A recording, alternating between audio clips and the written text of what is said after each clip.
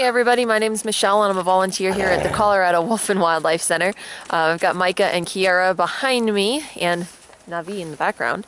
But I wanted to go over just a couple things today for our weekly wolf vlog. I know we didn't get one to you guys last week. I'm sorry about that. It's just a little hectic now that we are in our winter hours and a little bit shorter staffed. But kind of following up with some of the stuff I was talking about last week about the wolf hunting seasons and everything that's going on right now. Unfortunately, Idaho and Montana, they still are hunting wolves. Right now they're only protected in a few states because last year a federal judge reinstated endangered species status protections for gray wolves in a lot of places. Unfortunately, Congress right now is pushing a bill through to delist all the wolves in the lower 48 states. That's not including the Mexican grays at this time. But it's sad because, again, you know, we're seeing that we still need these guys in the ecosystem. They definitely need to be protected. Their populations are not out of control like people think they are. But unfortunately, I just read today that there is wasting disease ever encroaching into Yellowstone National Park and the surrounding areas. And a lot of the times, the reason why we have so much wasting disease, and it's rampant here in Colorado, rapidly heading up to Yellowstone. In fact, they said that they believe they have it in Yellowstone National Park now. It's just you're not testing the animals from there because they don't allow hunting within Yellowstone National Park.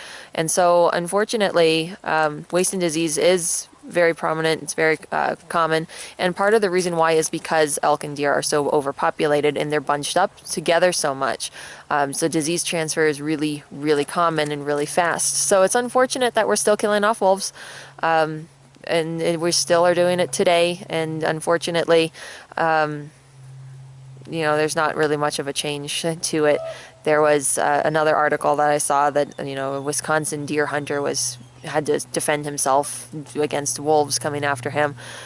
Wolves are very, very unlikely to go after people. Now, they are predators. Anything could ever happen. But in the last 150 years, there's only been 2 fatal attacks by wild wolves in North America, and they're not by healthy animals. Healthy wolves don't approach people unless they're in captivity and they're socialized. But in the wild, a healthy wolf, they're going to end up walking up on you. They're going to see you, and they're like, oh, and they're going to go the other way. One of our volunteers here, he's actually had a lot of experience out in Yellowstone and happened to surprise a couple wild wolves. They came within 20 feet of him and they just walked by. And that's usually what happens with these guys. So unfortunately, a lot of times people confuse a curious wild wolf or a startled wild wolf with a dangerous animal. Now, like I said, they are big predators, and you should always exercise caution anytime you're out with predators. But more people get killed by deer when they're in rut than wolves. In fact, more people are killed by vending machines than by wolves. So you're definitely much more at risk by tripping over your house cat and falling down the stairs than getting eaten by wolves in wolf territory. So unfortunately, you know, they're just the big bad wolves that still exist with those myths, and there's really no such thing as a big bad wolf. It's kind of why I'm hanging out with Micah here. Micah's our mischievous little boy. And this is Kiara. She's not as innocent as she makes herself out to be, but definitely no such thing as the big bad wolf in real life. And it's unfortunate that we still grow up learning about the big bad wolves. And unfortunately, I think a lot of the reasons why we have this anti-wolf mindset in this day and age is still because if you look at your kids' stories, your kids' books, it's always the big bad wolf. It's never the cute good wolf, you know. So we always learn from the time we're children that wolves are very bad when it's really not the case. And it's just hard to change the mindset. So unfortunately, that's kind of some of the stuff that's going on. I hate to still dwell on a lot of the negatives, but that is what's happening out there, and that's why we're here. We're here to educate people about what's happening with wolves in the wild today, which unfortunately is exactly like they were being treated in the 1920s and 1940s. We're just killing them all. So it's a shame. It's a shame.